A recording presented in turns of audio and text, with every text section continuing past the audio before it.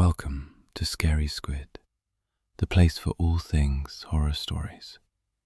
If you enjoy any of our content, then please, I implore you, leave a like and subscribe to the channel so we can keep making more of the same.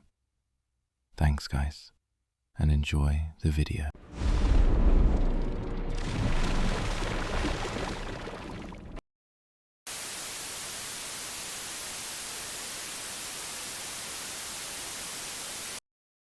The thing that danced. I left the party a little after midnight. The music was still pounding inside the house, but the air outside was sharp and cold, like someone had washed the world clean. I'd only had 2 drinks, enough to make the streetlights look softer, not enough to blur the edges of things.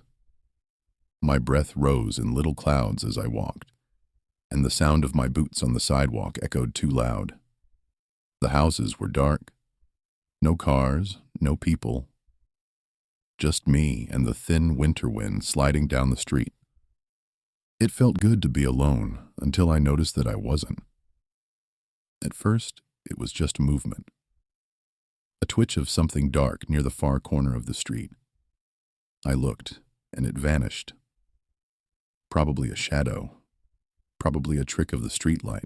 But when I started walking again, I felt it. This low, crawling sense that something was behind me. Then came the sound. Scrape. Hop. Scrape. Hop. I froze. The noise stopped too. I told myself it was nothing. Maybe a loose gate swinging, or a cat. I even laughed under my breath, the sound too loud in the empty street. I walked faster. Scrape hop. Closer this time. I turned around.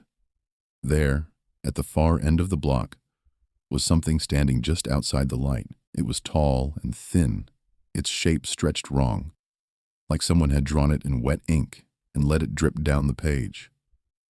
Its head tilted to one side, too far. Then it bent its knees and hopped. Once. Twice.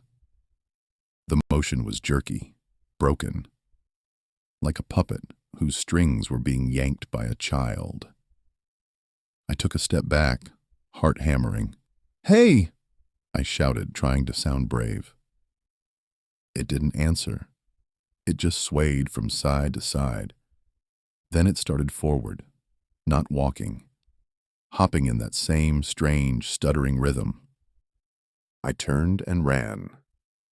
My footsteps echoed in the night. I didn't dare look back.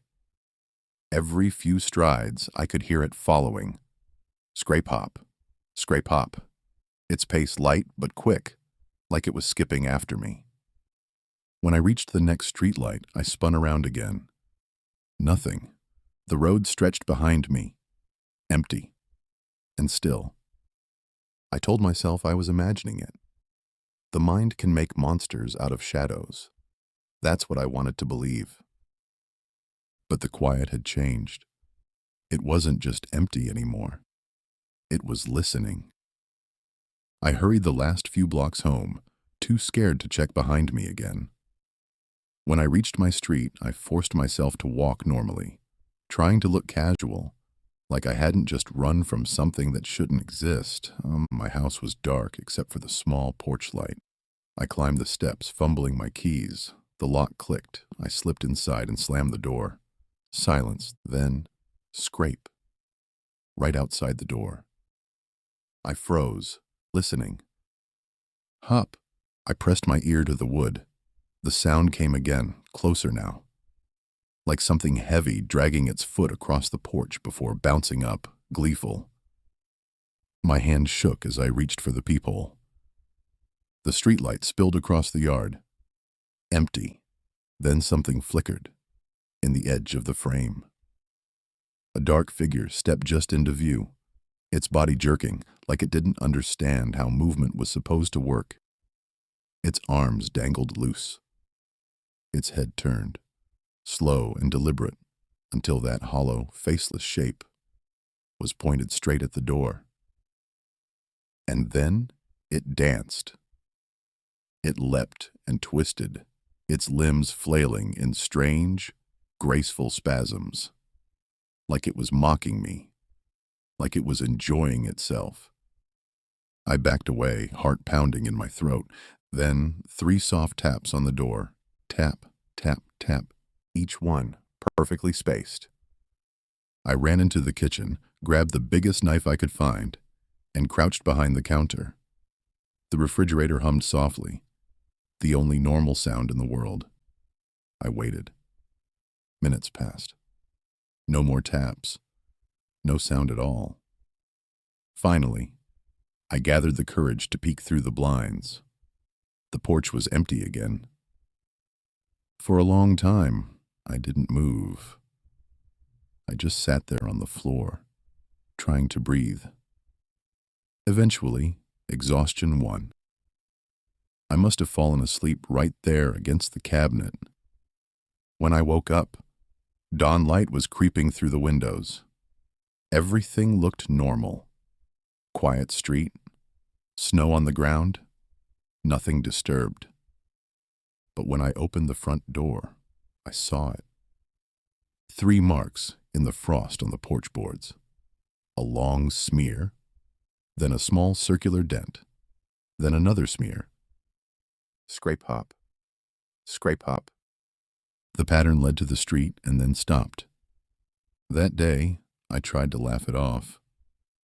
I even told a friend from the party about the dancing shadow. He said I must have been overtired, maybe a trick of the light. I wanted to believe him.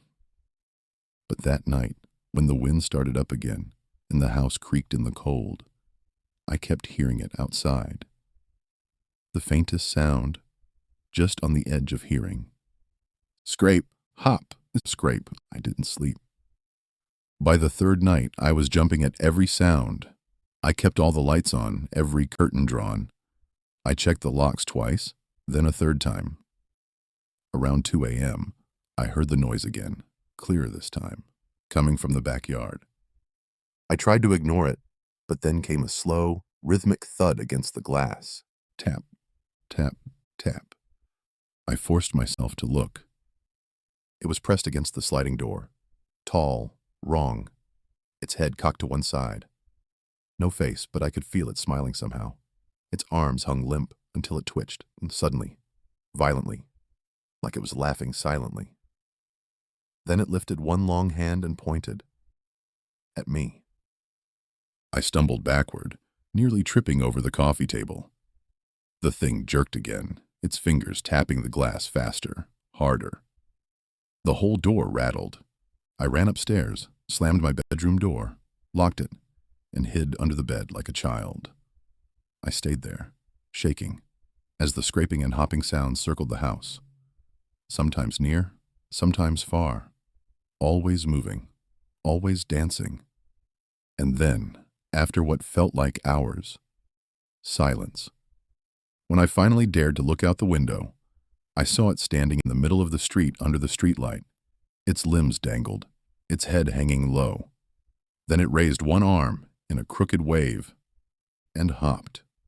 Once, twice, 3 times. Then it melted back into the dark. I didn't go to work the next day or the one after that.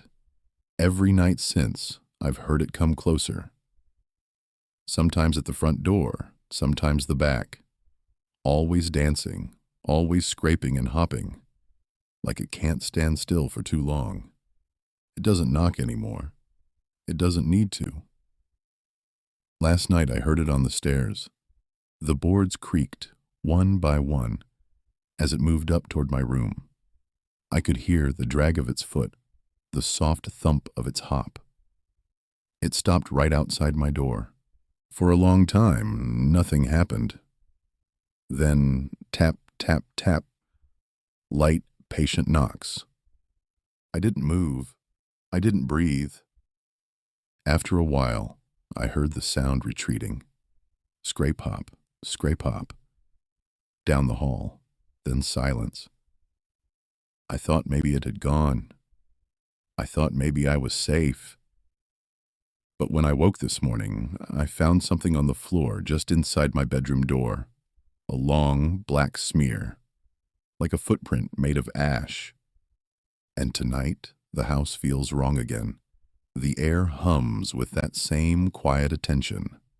I can hear faint music somewhere outside, a soft, lilting tune, a rhythm. Scrape hop, scrape hop. It's closer now. It knows I'm listening. And I think, no, I know, that tonight it doesn't plan to stay outside.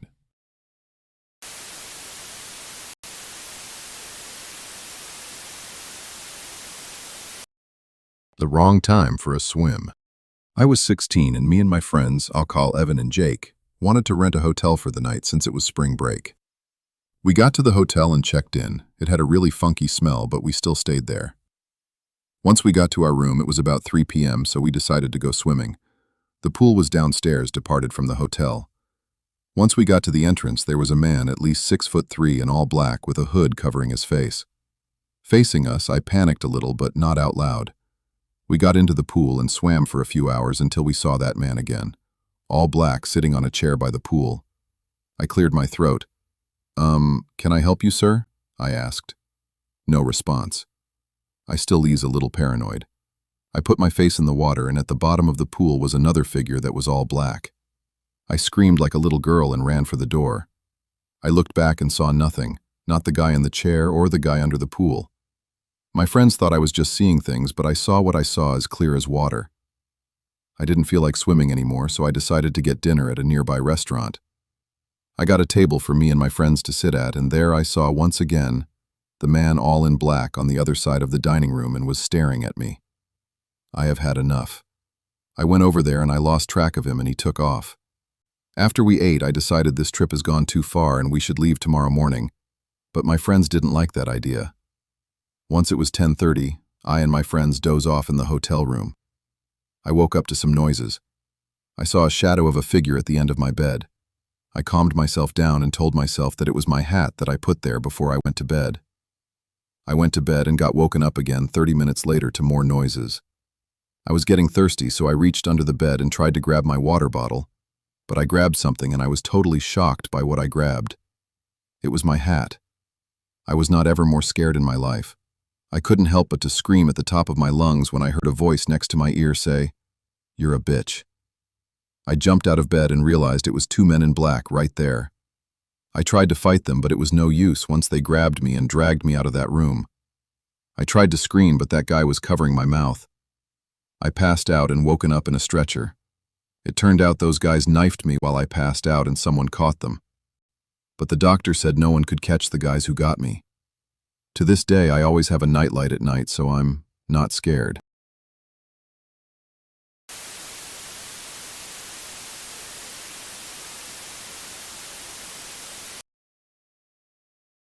I went to an abandoned theme park and was lucky to live.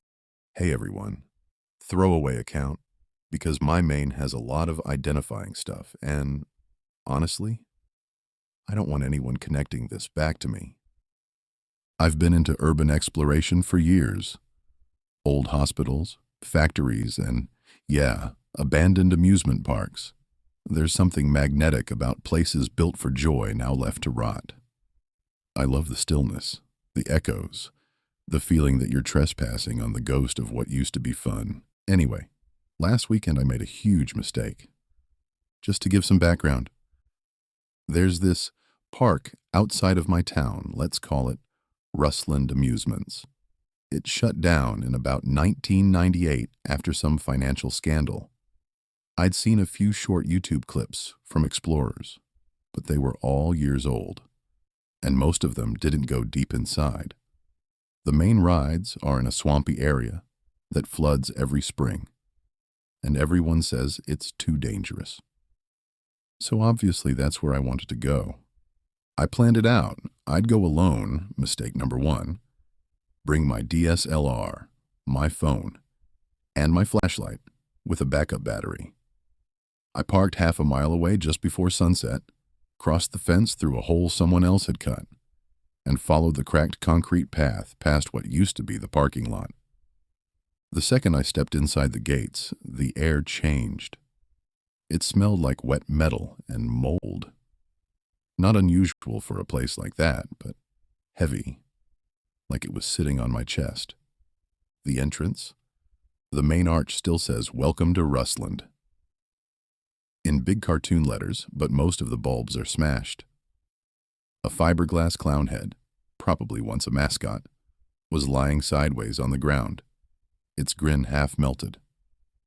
I filmed a bit for my channel intro, just me panning across the faded ticket booths, and the graffiti that said, "Get out," in dripping red paint.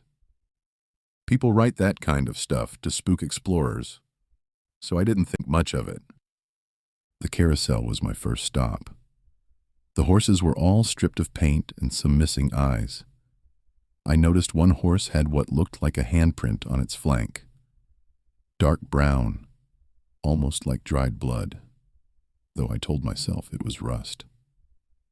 The mirrors around the carousel reflected my flashlight beam in weird flashes, making it look like someone else was moving just out of view. That's when I heard it. A scream, not close, but not far either. Echoing somewhere down near the roller coaster tracks. A man's scream. Sharp, sudden, then cut off. I froze. It didn't sound like a cry for help, more like someone yelling in rage. The first encounter. I waited a minute, listening.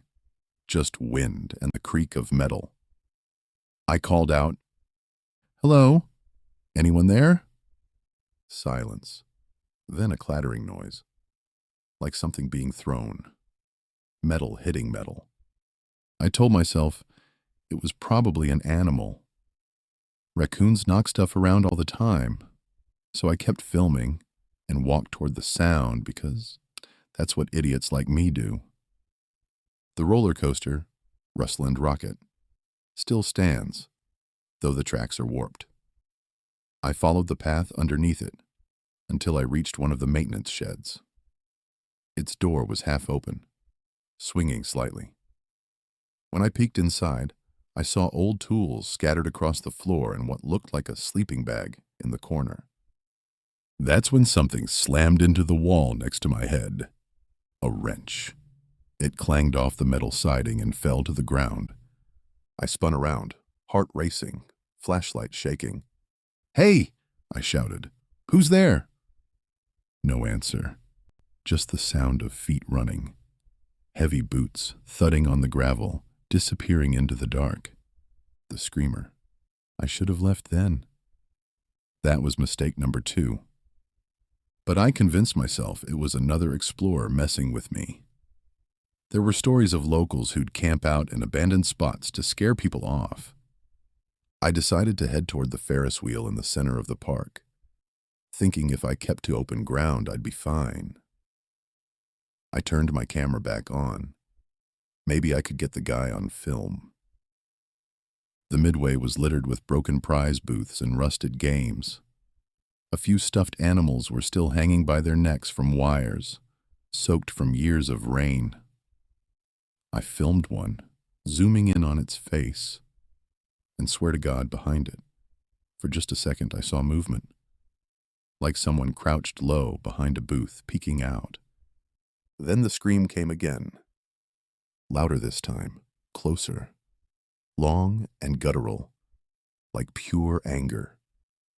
I bolted forward, almost tripping over a busted popcorn cart.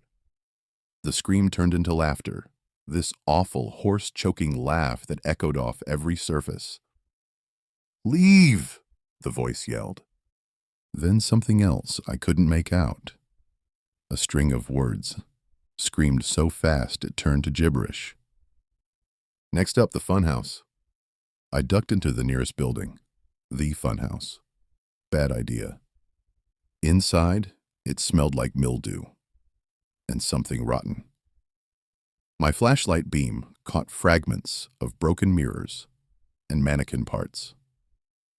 I could hear my own breathing, loud and shaky. Then bang. Something hit the wall outside, hard enough to rattle the tin. I killed my light, and crouched behind a toppled display. My camera was still on, recording. Through the crack in the warped plywood, I could see the doorway, a faint glow from the moon outside. A shadow passed across it, tall, broad-shouldered, moving strangely, like the person was limping. They stopped, right in the doorway, and I could hear them muttering. Low at first, then louder. "You're not supposed to be here. Not supposed to be here. Not supposed to be..." Then, out of nowhere, another shriek. This time not angry, but joyful. I swear it was like listening to someone have a full-blown argument with themselves. The shadow turned away and staggered back into the midway. I waited until the sound of footsteps faded before I moved. My legs were shaking so badly, I could barely stand the Ferris wheel. I decided to head back toward the entrance. But when I turned the corner, I realized I was lost. The overgrowth and collapsed stalls made everything look different in the dark. I spotted the Ferris wheel's silhouette rising above the trees and figured I could use it as a landmark. As I got closer, I saw that half of its cars had fallen off, dangling by threads of cable. It groaned in the wind. I started filming again, mostly to steady my nerves. I whispered into the mic, "Okay, I think there's someone here. Might be a squatter. Might be more than one. I'm heading out." That's when the flashlight started flickering. And then I heard his voice again. Not yelling this time. Singing. It was some kind of warped carnival jingle, sung completely off-key. Round and round the Rustland wheel. Everyone screams and no one feels. He was closer now. I could hear him breathing between lines, this wet rasping sound. I crouched behind a food stand and peeked out. My flashlight caught movement. A man stepping into view beneath the Ferris wheel. He was shirtless, barefoot, his skin pale under the moon. His chest was covered in scars, like burn marks. And his face. I couldn't see it clearly, but there was something wrong about his mouth. Too wide. The corners of his lips looked torn. He was holding something. A metal pipe, maybe. And he swung it at one of the Ferris wheel's supports, making a loud clang. Then he screamed again, this time straight up into the sky, like he was laughing and crying at the same time. I held my breath, waiting for him to move away. But instead he started sniffing the air, and then he turned his head directly toward me. The chase. He charged. I dropped the camera and ran. Didn't even think, just sprinted back toward what I hoped was the main gate. Behind me, I could hear his footsteps pounding, the sound of things being thrown, rocks, maybe metal parts, clanging off the ground near me. "Come back," he howled. "I said come back." I cut through the bumper car pavilion, weaving between the rusted cars. Something smashed behind me. He'd thrown a plank or a pipe, I don't know. I heard it hit one of the metal roofs and scatter sparks. I tripped over a cable and hit the concrete hard. My flashlight went skidding away. I grabbed it, turned it on, and saw him at the edge of the pavilion, grinning. That torn smile looked even wider up close. His teeth were dark, like he'd filed them down. He lifted the pipe again. I scrambled through a hole in the wall and kept running. I finally saw the main gate up ahead, through the trees. My lungs were burning, and my legs felt like jelly, but I didn't stop. I burst through the fence hole I'd come in through, and didn't stop running until I hit the road where my car was parked. When I looked back, I could still hear him, faint but clear, yelling something I couldn't understand, half laughter, half rage. I jumped in the car, locked the doors, and peeled out of there so fast I nearly clipped a signpost. Drove straight home, without stopping. Didn't even check my camera until the next day. The video's mostly shaky darkness, and my own heavy breathing. But at one point, near the Ferris wheel, you can see him. Frame by frame, when I zoomed in, his face comes into focus. He's smiling. Not the way someone poses for a picture, but like his mouth has been carved into a grin. The skin around it looks shredded, healed badly, stretched too far.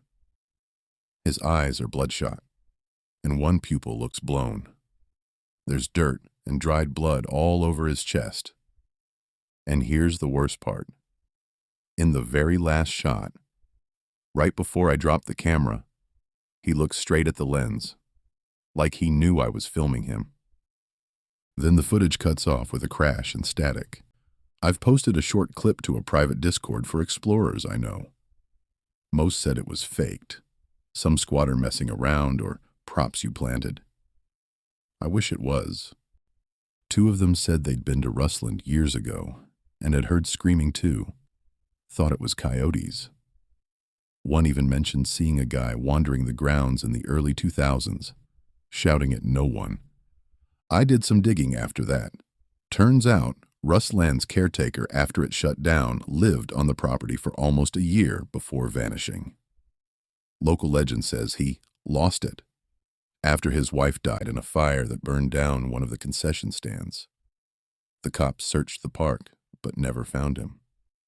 They assumed he drowned in the swamp behind the coaster. But, what if he didn't? Update. I wasn't going to post any more of this, but last night something happened that pushed me over the edge. I was sitting in my apartment, editing the footage again, when I saw another clip where the maniac man makes an appearance. It's blurry as hell, and only catches him from the neck down. But I swear that it looks like he's wearing a tool belt that has a few long objects. One of them looks exactly like a machete. One of those huge jungle clearing blades. That freaked me out. I always knew it wouldn't have ended nicely if he had caught me, but now I'm convinced it would have ended awful. If you ever think about exploring abandoned places, just think for a sec. There are things that rot deeper than metal or wood.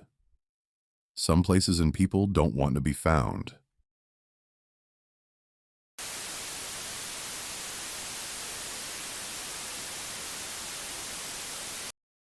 We thought someone was wearing the school mascot costume. Then we realized they were dead. Hey Reddit, I don't usually post here, but I can't stop thinking about what happened last Friday night. My friend Eli keeps saying we should just forget about it, but every time I close my eyes, I still see that stupid mascot head staring at me from the shadows. So yeah, here's what went down. It started out normal enough. Eli and I are both juniors, and we play basketball on the school team. The gym's usually locked after 7, but Coach gives us a spare key so we can practice on weekends. We'd used it plenty of times before, no big deal. That night, though, the school felt off. It was one of those weirdly warm February nights where the air outside is damp, but the inside of the building feels colder than it should. The halls were empty, echoing every squeak of our sneakers. We joked about how it felt like being in a horror movie, which, looking back, wasn't so funny. When we got to the gym, the lights were already on. That was the first thing that weirded me out. Normally, you have to flick the breaker in the maintenance closet, but I shrugged it off. Maybe Coach left them on after the girls' team finished practice. We dropped our bags, turned on some music, and started shooting around. For about half an hour, everything was fine. The sound of the ball bouncing, our sneakers sliding, the occasional clang of the rim. It all felt familiar and comforting. But then Eli missed a layup, and the ball rolled under the bleachers. "Ugh, can you get that?" he said. I groaned and jogged over. You know how those retractable bleachers have those little dark gaps underneath? I crouched down and reached for the ball, and that's when I saw it. Something was sitting behind the bleachers. At first I thought my eyes were playing tricks on me. It was dark under there, but I could make out the outline of a person, or at least someone wearing something. Big, fuzzy, animal-shaped. It took me a second to realize what it was. The school mascot. Our mascot's name is Charger Charlie.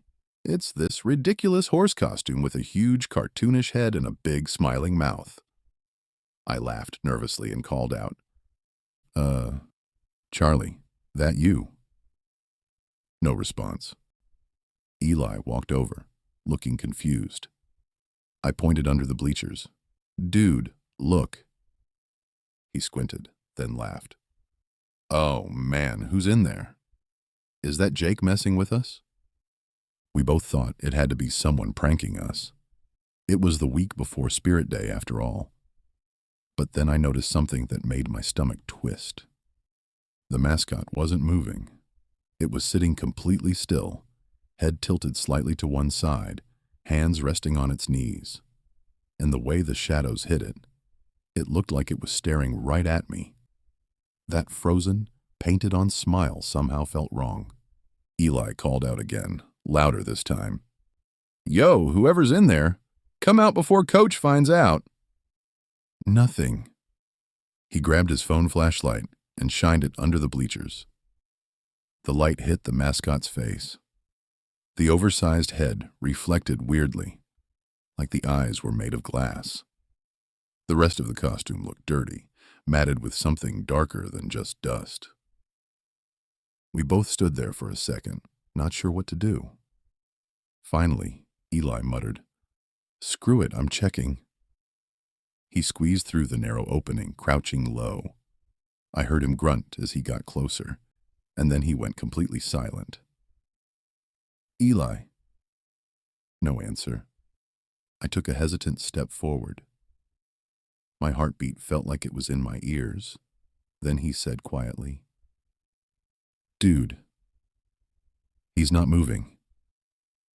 He crawled backward fast, pale as a sheet.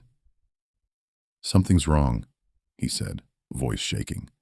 "That's not a prank." I swallowed hard and shined my own light in. That's when I noticed the smell, faint but sour, like old meat and sweat. I saw the mascot's glove, limp at its side. The fur was dark and stiff. We finally worked up the courage to pull the bleachers out with the switch on the wall. The machinery groaned as the rows rolled forward, the noise echoing across the empty gym. When they finally locked into place, the mascot's body slumped over slightly. The head tilted, and the big fake grin pointed straight at us. Up close, I could see that whoever was inside hadn't been alive for a while. The person's real hand was hanging out of the sleeve, pale and waxy, with this weird greenish tint. Eli stumbled backward, gagging. I froze, the flashlight shaking in my hand. There was no blood, no movement, just that awful stillness and that stupid smiling horse head staring right through us. We called 911. The dispatcher told us to stay put, but there was no way we were going anywhere near that thing again. We waited by the main doors until the police arrived, maybe 10 minutes, but it felt like hours. When the cops came in, we pointed toward the bleachers and tried to explain, but we probably sounded insane. One of the officers went to check while the other kept us back. After a few minutes, he came out and whispered something to his partner. They both looked shaken. They asked if we touched anything. We hadn't. And if we knew who had access to the costume. We told them it usually stayed locked up in the drama storage room next to the stage, which made it even creepier. That room's on the other side of the building. Later, one of the detectives told our principal that the body was Coach Miller. Yeah, Our Coach Miller, the same guy who'd given us the key. I don't know how he ended up there, or why he was in the mascot suit. The police haven't said much. They just told everyone to stay away from the gym for now. But Eli swears he heard something that night before the cops showed up. He says while we were waiting by the doors, the bleachers made this sound, like someone dragging their feet across the floor. I told him it was probably the building settling, but the look on his face said he didn't believe that. Neither do I. It's been a few days since then. The school reopened, and they've already cleaned the gym. Everything looks normal again, except for one thing. When I went in to grab my bag from the locker room, I noticed the mascot's head wasn't in the evidence locker anymore. There's just a note taped to the empty shelf that says, "Checked out, investigation purposes." But the next day, during practice, one of the freshmen swore he saw the mascot standing at the far end of the bleachers again. He said it waved at him. We all laughed it off, but later that night I got a text from Eli. "Lights were on in the gym again. Did you go back?" I didn't. Neither did he.